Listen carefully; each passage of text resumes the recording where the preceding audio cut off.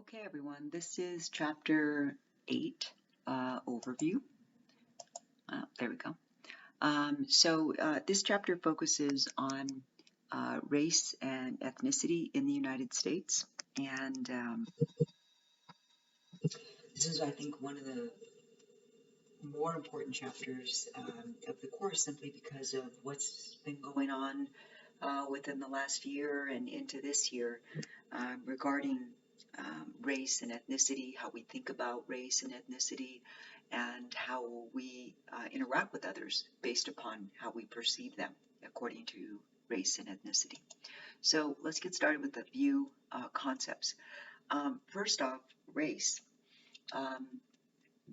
is a socially constructed idea. And when sociologists talk about something being socially constructed, what we're talking about is the idea that society has created a meaning and society has created ideas around a particular idea or around a particular concept or term. And so when we think about race, it is something that is socially constructed. It is something that society has created a meaning about. And based upon that social construction, then we have identified people in certain ways, and we have treated people in certain ways. We've even created laws in the past that treated people in a particular way that was different from that of the dominant group. And so race is really, initially, race was focused on this idea that there were truly biological differences between one group and another. And what we know as a result of DNA having been discovered in 1952, deoxyribonucleic acid, we have been able to find out a lot about ourselves as humans since then. And one thing that we now know for certain is that there are no statistically significant differences in the DNA among the human population. And so that is why now we think of race as a socially constructed term, not a biological term. Ethnicity was created in the 1960s as a term to replace race, although it never did. But ethnicity seeks to identify people on a level that is different from the societal definition. Ethnicity is focused on how we group people in terms of certain commonalities that they share. Things such as language, religion, their nationality, their history, their cultural traditions. It is an improvement. It is definitely an improvement over just the old ideas of you're black or you're white or you're X or you're Y or Z.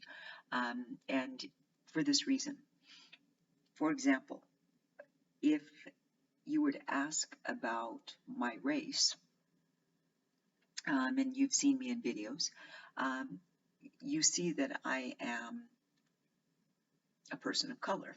However, it might surprise you to know that according to the US government, I am white. That is my race. Okay. Now, I've never been treated as a white person ever in my whole lifetime, and I'm 59 years old. And so it seems ridiculous to categorize me as white by race when that is not my experience. Ethnicity, on the other hand, if you ask my ethnicity, then I consider myself to be Latinx, part of that larger group, and more specifically of Mexican ancestry, or Chicanx.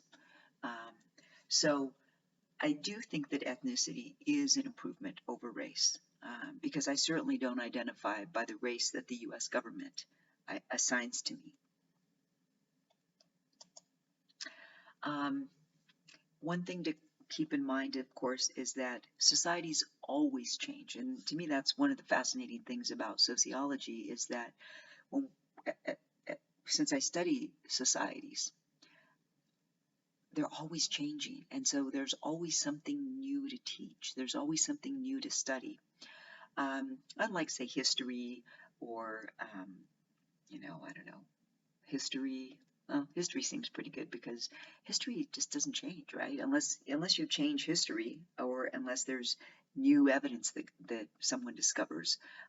People who teach history always teach the same thing. For me, it's different. I get to teach different things every year because things are always changing in society. And so we have seen that over time, many people in the United States have begun to consider that race is quite arbitrary. And we have also begun to recognize that, unfortunately, in this country and many others, people have been treated negatively because of how they look. Because really, when we think about race in the United States today, it's not about biology.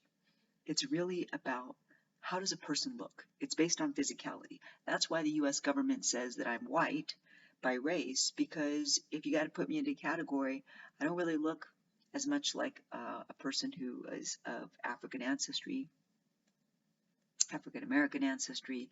I don't really look like somebody who is Asian or Pacific Islander. So there's, where do you put me? Well, boom, put me in the white category.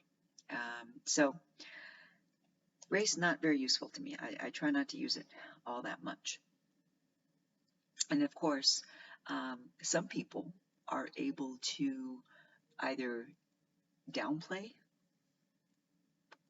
try to hide their race or their ethnicity, while as other people cannot. For example, I have a sister-in-law, and she goes by her middle name, which I guess comes from the grandfather from a while back, but she uses her middle name, which is a white middle name. She does not go by her last name, which is a Latinx last name. And she's lighter skinned, she's got light eyes, and she's got light hair. And so she can pass for being white, and I think that's what she wants to do. I don't think she wants people to know that she's Latinx. Now, try not to judge her, but it is interesting how someone can do that, and then other people like myself, we cannot. I can never hide that I'm brown, and I don't want to, quite frankly. So that's where we get to symbolic ethnicity and situational ethnicity. Symbolic ethnicity is when our ethnicity is relevant only at certain times, or in, certain holidays, for example, or during certain cultural traditions. So, for Latinx Heritage Month, which is in September, maybe for some people, that's when we're really cognizant of our ethnicity, those of us who are Latinx. And so we may go to cultural celebrations, etc. It becomes maybe more important to us during that month. And then for other parts of the year, maybe it isn't quite as significant to us. Situational ethnicity, this can either be displayed or it can be concealed. And again, we may want to highlight our ethnicity if we're in certain social groups, or we may want to conceal it, or at the very least downplay our ethnicity in other social environments. Just depends on the situation. And here are a couple of symbolic examples of symbolic ethnicity. Okay, so I want to get to minority group. First of all, minority group did used to mean the group that was smaller in number. However, as the demographics of the United States has changed and academics have changed, we now use minority group to describe a group that has been systematically denied access to power and resources and opportunities that have been available to the dominant groups of society. I prefer, though, to use the term subordinate group um, because too many people still think minority group means that it's the group that's smaller in number. But in fact, people of color are the world's majority of the population. So there are 5 characteristics of a subordinate group that I want to go over. This just comes from a theory that if these 5 characteristics are true about a group, then it's very likely that they're a subordinate group within society, which means that they've had less power, less resources, fewer opportunities. They have likely been discriminated against within their society. So the first one is the membership in the group is an ascribed status. And hopefully you remember that from, I believe it was chapter 4. Ascribed means that it's something you didn't earn, right? It's something that's involuntary. And so being part of a subordinate group isn't something that you choose. In fact, it's the status chooses you, that your membership in this group is involuntary. You didn't choose it. Members of the group have physical or cultural characteristics or traits that distinguish them from the dominant society. So here, talking about how members of subordinate groups either physically look different from the dominant group, or they have cultural differences that distinguish them from the dominant group. That is, you can tell that they're not part of the dominant group, either physically or culturally. Members of the group tend to practice endogamy. Endogamy is just a fancy word meaning intermarriage within a group. And so essentially, people who are part of a subordinate group tend to marry others within their subordinate group. 4, members of the group have a shared identity and social cohesion. So within the group, there's this recognition that they are viewed by society in a certain way, and they, of course, view themselves in a particular way. And there's social cohesion. They support one another. They identify with one another. And 5, members of the group have experienced a pattern of prejudice and discrimination. So that's talking about the fact that because they're members of a subordinate group, there has been this pattern, and it may be a long pattern, maybe a shorter pattern, but there's this pattern of discrimination and prejudice toward members of this group simply because they are part of this group. So let's try to apply these to African Americans in the United States. The first characteristic, membership in the group is an ascribed status. Well, I'd argue that, of course, that is true. That's true for any person who is a person of color. None of us asks to be born whatever ethnicity we are, whether that is Caucasian, African American, Pacific Islander, Asian, Latinx, etc. So I'd say yes, true. It's an ascribed status. Being African American is an ascribed status. 2, members of the group have physical or cultural characteristics or traits that distinguish them from the dominant society. Okay, so first off, we have to recognize who's the dominant society. Well, if we're talking about African Americans as a subordinate group potentially, then the dominant group are whites, is whites.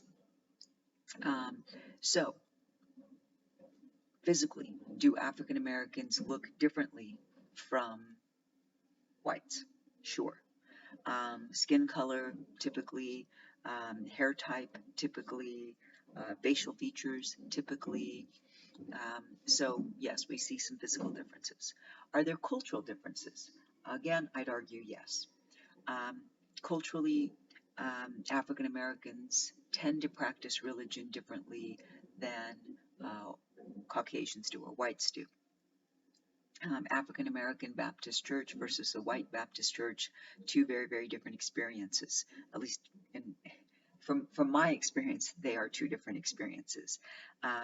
Yeah, I'm an atheist, but I have gone to lots of different types of religious services in my lifetime, and to me, African American services are, while longer typically than white religious services, they are more interesting. There's a lot more dancing, a lot more music, um, and they're more enjoyable, even though they are longer. Um, but also food. Food is part of culture. Differences in the food, differences in the use of language, differences in art, differences in music. So I'd say yes, both physical and cultural differences there that distinguish them from the dominant group. Members of the group tend to practice endogamy. Well, um, do most African Americans marry another person who's also African American when they marry? Yes. The rate of intermarriage right now in the United States is about 15%. So that means that about 85% of people are still marrying somebody who is within their ethnic group. Members of the group have a shared identity and social cohesion. Sure. By the way, I want to go back really quickly to tend to. Tend to means 51% or more. Okay, if we want to put into percentages, 51% or more. That's why I'm saying that, yes, we see more intermarriage today than we ever did. But the vast majority of people, well over 51%, are still marrying somebody within their ethnic group. So going back to number 4, I'd argue the answer is yes. One of the things that I noticed when I got to college and that I really appreciated and envied in some ways was that whenever I saw an African American student, one could be walking, one could be riding a bike, or they could just both be walking. Whenever they came across one another, they were, crossing paths. They always um, uh, identified with one another. That is, they always, in some way, nodded heads or said hello or what's up, or in some way they acknowledged one another. And I thought, wow, that is really cool because a lot of Latinx people don't do that. We don't necessarily say hello to another Latinx person because that shared identity maybe isn't there, because there are so many different types of Latinx people here from different countries. Whereas for African Americans, there's often this sense that they have this shared identity as being ancestors of slaves. And that social cohesion, I think, is really strong. And the reason why I say this is because if you haven't noticed it yet, and if you haven't, I don't know where you've been, but almost every time we see a person of African American ancestry or African ancestry who, during a questionable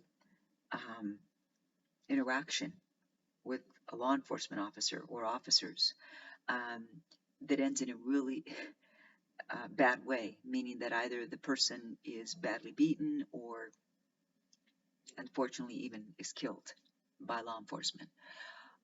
The African American community comes out in large numbers and demands justice and wants to know, hey, what happened here? We want to see the officer's body cam. We want to know what happened here. We don't just believe what you tell us happened. You don't really see that happen with Latinx individuals. If a Latinx person is killed by officers, we don't really see this huge response from the community questioning what really happened. Sometimes we even blame the person. That person shouldn't have been doing that. It's their fault. So I do definitely believe that there is a shared identity there and some very strong social cohesion. And the 5th one, members of the group have experienced a pattern of prejudice and discrimination. Hands down, this one is true because we can go all the way back to slavery in this country, to Jim Crow, to legal segregation, to the continued, what I consider to be pattern of inequitable treatment of African American individuals by law enforcement. I could give you example after example after example, but if you don't agree with me, that's okay too. So I'd argue that all 5 of these do apply to African Americans, therefore they are a subordinate group. That is, they do have fewer opportunities, they do have less power, and typically fewer resources than the dominant group who are white. So on the midterm, I may ask you to not only tell me what these 5 characteristics are, but to then I then might give you a group and tell you to analyze the group using these 5 characteristics. If I do that and you get that question assigned to you, what you want to remember is that I went through every single one of these characteristics and I said yes, that I thought it applied, and I told you why. I gave you examples. And so you should do the same thing if I do put this question on the test and if you do get assigned this question. Right? Go through every single one of these and explain why each characteristic does or does not. And remember, number 2 has physical characteristics, cultural characteristics. I discussed each of those separately. You would want to do that as well. And on the test, if I were to put this on the test and you were to be assigned this question, you don't have to have these in any order. You just have to have all 5. All right, so this is as of 2016. The 2020 census numbers preliminary are out, but the reality is that whites are no longer the largest, or they're still the largest group, but they don't have the numbers that they once did in society. If we were to look at this in 1900 or even 1950 or even 1970, the percentage of whites would have been, non-Hispanic whites, would have been somewhere around 90%, okay, if not a little higher. Well, and certainly in 1910, say, or 1950, it would have been around 95%. By the mid-1970s, it would have been around 90%. The point I'm trying to make here is that the numbers of people who are white non-Hispanics, at least according to the U.S. government, again, I don't like that term Hispanic either, but that's how the government classifies people. It's grown smaller, the percentage. And it's not because white people are dying off. That's not it. The reason is because we've had so many more people from different backgrounds who have entered into the United States and have become citizens, or who have entered as legal residents, or who have entered undocumented, and they have stayed and they've had children, and so the numbers are changing in the United States. And you notice that there are Hispanic or Latino, those are people who are considered white of Hispanic ancestry. And so the U.S. government considers us white, Latinx people white, but of course wants to keep us in a separate category than the true whites that have no Hispanic ancestry. So just a quick look at that there. All right, racism, fairly easy to understand. We do see a lot of racism today. It's this idea that, you know, some people are better than others. Their racial group is better than others. And it is usually used to justify why there should be inequality and why it's okay to have inequality. That's what segregation and before that slavery was based upon. A newer term, though, that I want to introduce you to, that I think is especially relevant today, is called colorblind racism. And about 15 years ago, a sociologist in California, I forget his name now, and I bought the book at the time and I read it. It was a great book. The title of the book was What Caught My Eye. He was a sociologist. The title of the book said, no one is a racist but there's plenty of racism. And so really his book was about the fact that if you ask someone, are you, a racist, or how many people are racist in the United States, most people say, oh, racism isn't a problem anymore in the United States. But this sociologist said, but how can that possibly be, that there are no racists, or that racism is not a problem in society, and yet there's a lot of racism in society? Colorblind racism is when we believe that race is something that's not a problem anymore. We're past that. We have all these laws to protect people now. And so there's really no longer any reason why somebody should claim that they were a victim of racism, or that they experienced racism, because we've done away with all those things now. And so race can't possibly be the answer for why you were treated in a particular way. A perfect example, to me, of colorblind racism is this. Sometimes somebody will say, well, I went to an interview and I really felt that the interviewer didn't like me because of my race, or because of my ethnicity, or I feel that retail clerk, or the person, the receptionist at the doctor's office, or the person who was waiting on my table at a restaurant was treating me differently because of how I look, because of my race, because of my ethnicity. And there are people who will say to that individual, why do you always have to play the race card? Race, how do you know it was race? Why do you always assume that you were treated differently because of your race? It could have been something else. That, to me, is the worst thing to say. It is a great example of colorblind racism, but it's the worst thing you can possibly say to somebody, because right out of the gate, you are devaluing their experience. You are telling that person that their experience isn't real. And yet, how can you possibly know? You weren't there. And even if you were there, you were not experiencing the same thing as that individual.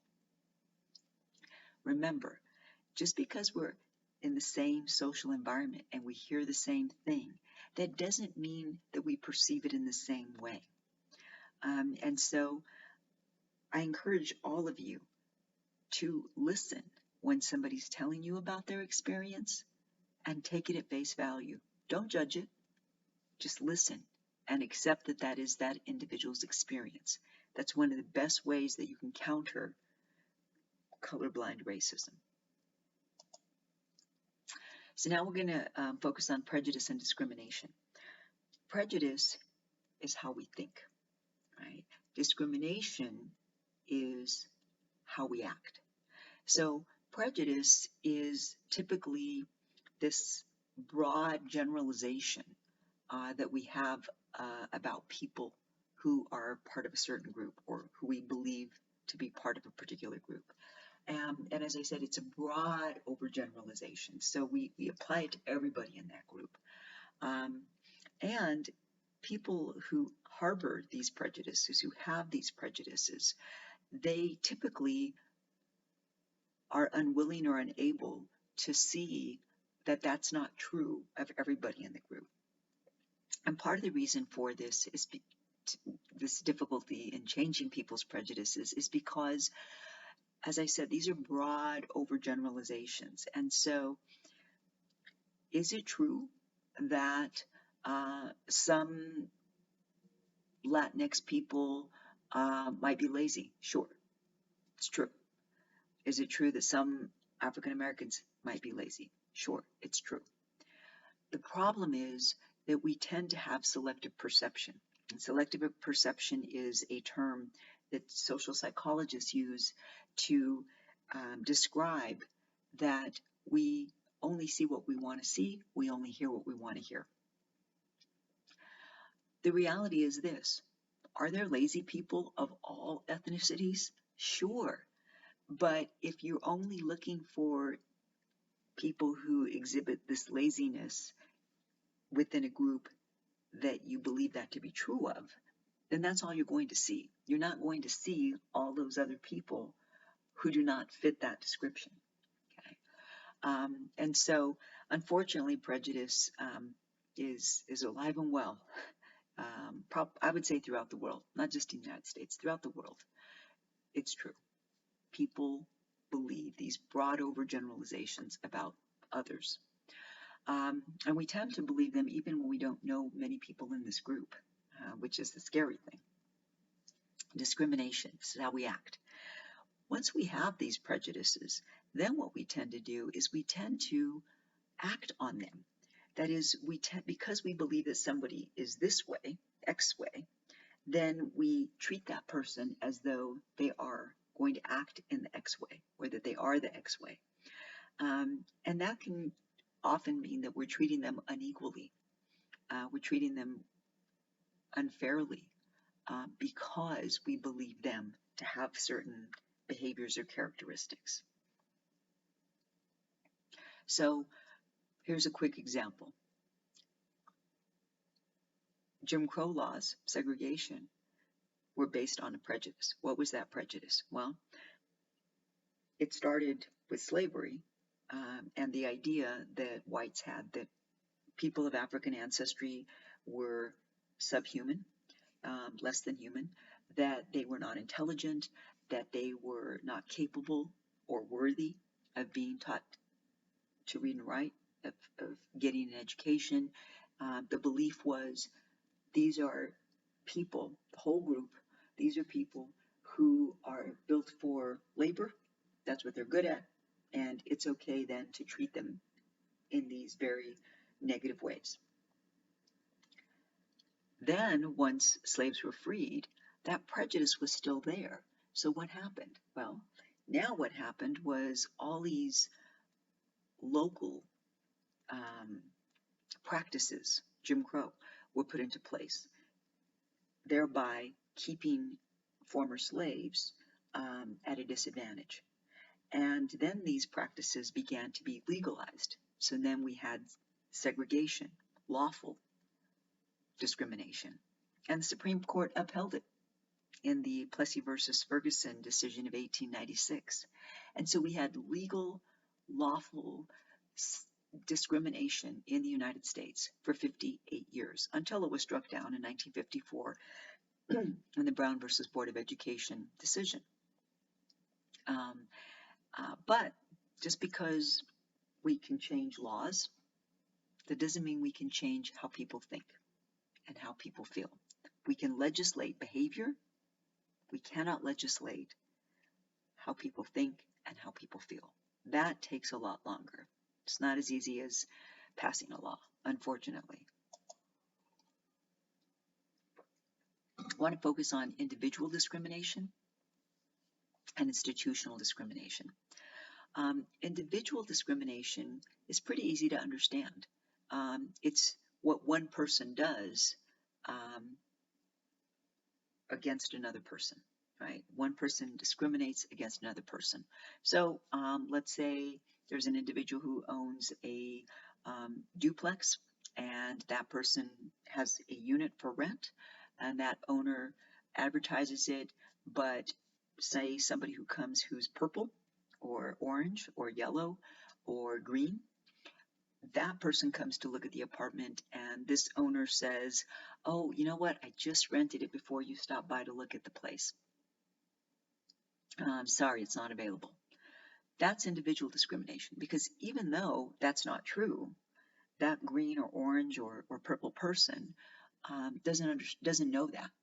There's no way for them to know it's not true. And so they're being discriminated against, even though they may not know it. Individual discrimination. Institutional discrimination, while individual discrimination is bad enough, institutional discrimination is even worse, I think, because now we're talking about how our social institutions within our society operate in such a way that they discriminate against people simply because of the rules or the regulations within that social institution. That is, the social institution operates such that it does discriminate against people. So, for example, if we think about our political system in the United States, for a very long time, it did discriminate against women and also people of color. Educational institutions, for a very long time, operated in such a way that they discriminated against people of color and women. Our economic system, for a very long time, and I believe continues to discriminate against people who are women and people of color. Because we'll look at this in another chapter, but on average, people of color make less money than a comparable white person. That is, even though they may have the same degrees, the same level of training, the white person often will be paid more than the person of color. That's discrimination. Why we value a white person more than we do a person of color is built into not only our social institutions, but it's built into the way we've been socialized. All right, so just quickly want to touch on white privilege. There are many people who will say that white privilege does not exist. I'm a strong believer that it does. White privilege is the idea that, and remember, if we think about privileges, they're unearned advantages. So white privilege is the idea that whites in this country have unearned advantages, that simply by virtue of the way they look, they have unearned advantages. They have more opportunities, they are treated better by others, they are viewed as being more intelligent perhaps, or more capable than a person of color. I would go more into detail, but that's what I cover more in, well, at PCC it's called Soc 14. At other campuses, ELAC, it's called race and ethnic relations, etc. But that's another course where I go more into that. I already talked about colorblind racism, microaggressions. These exist, and they're so subtle and so common that we may not even catch them. Here's a typical microaggression. A K through 12 teacher telling a child of color, "Oh, you write really well." The unspoken words are for a person of color, or "Oh, you're really good at math," as though it's something that is unusual for a child of color to be good at math or to write very well. Slight, just little, they sound like compliments, and yet they're not.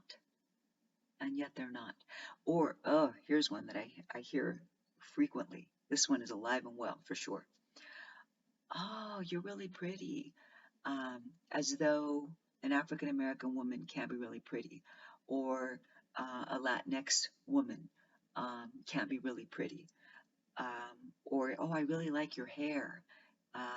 Again, as though an African American woman's hair is something that isn't beautiful in its natural state. Cultural appropriation. This very common as well. Again, I go into more detail when I'm teaching the course that's focused on race and ethnic relations.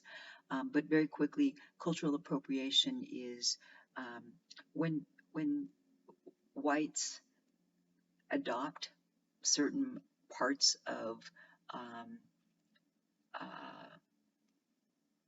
a person of color's culture without really thinking about it, and without really understanding it, and sometimes even for gain. So I think here about white rappers. White rappers, they adopted rap, and some of them make a lot of money doing it, and yet there's infrequently um, recognition by these white rappers that this is a style of music that did not originate with them, and that they really should recognize this. Now, there's one white rapper who's done that. In fact, his his song is called White Privilege. It's McElroy, I think. I'll try to find it and post it because his lyrics, he does talk about the fact that, you know, maybe this is cultural appropriation, but on the other hand, he says, good music is good music, etc. So, um, people who say at Halloween where supposedly they go to a Halloween party as a quote a Mexican, with the sombrero and the serape and that kind of thing. You know, that's not how we all look, and why not go as a lawyer if you want to be a Latinx person? Why does it have to be that stereotype?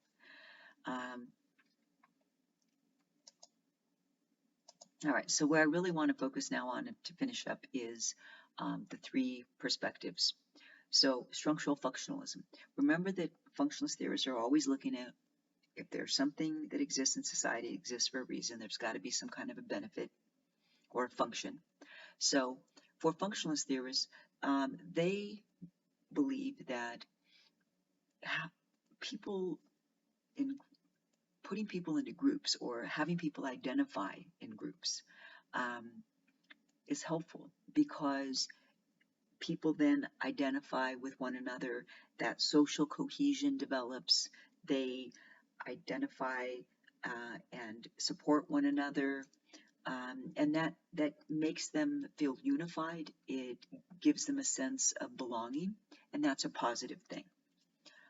Functionalist theorists also, though, recognize that there can be too much of a good thing, and that if there is too much division and social cohesion within groups, then there is likely to be conflict between those groups because there's not enough emphasis on recognizing commonalities amongst all those groups.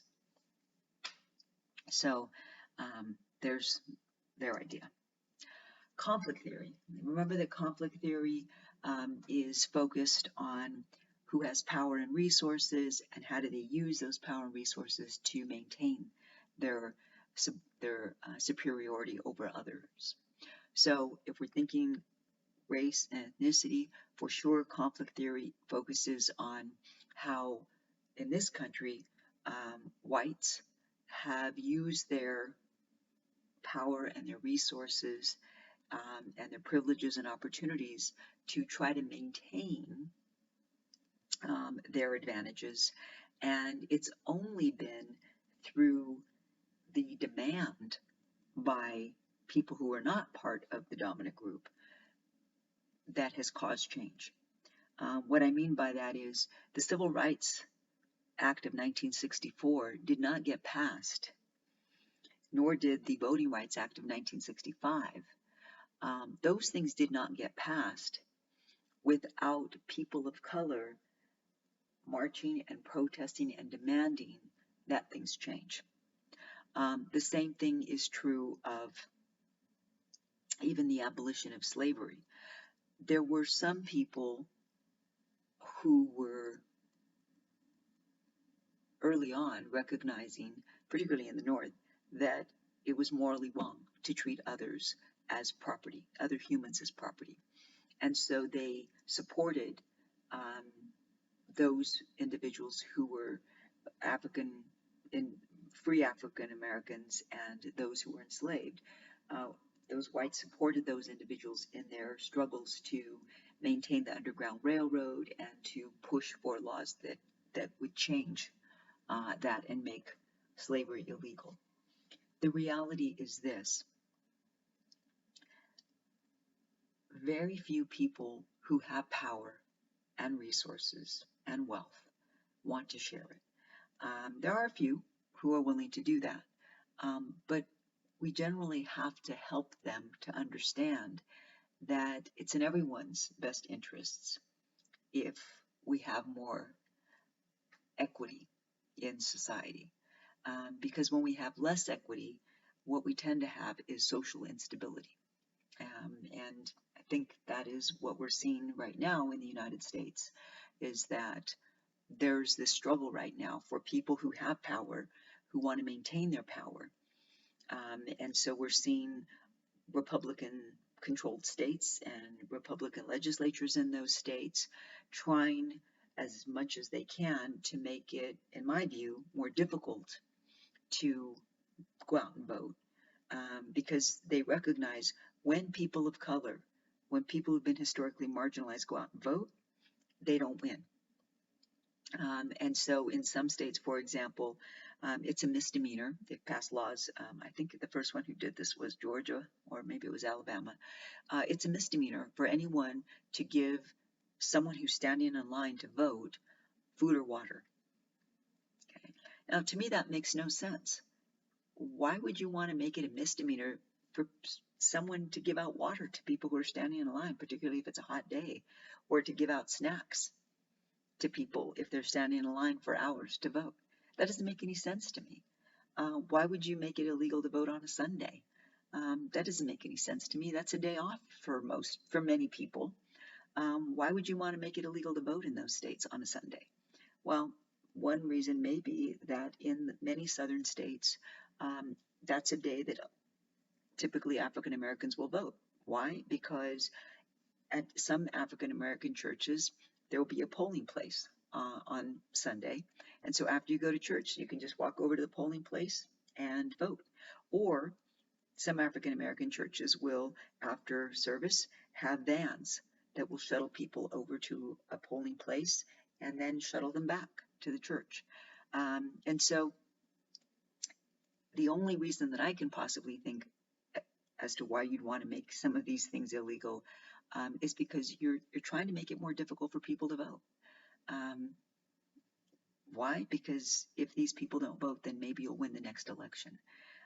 Again, you can disagree with me, but I'm going to throw that out there as an example. Symbolic interactionism. Symbolic interactionism, remember, always is focused on how do we interact with one another based upon how we perceive each other and what social groups we're in.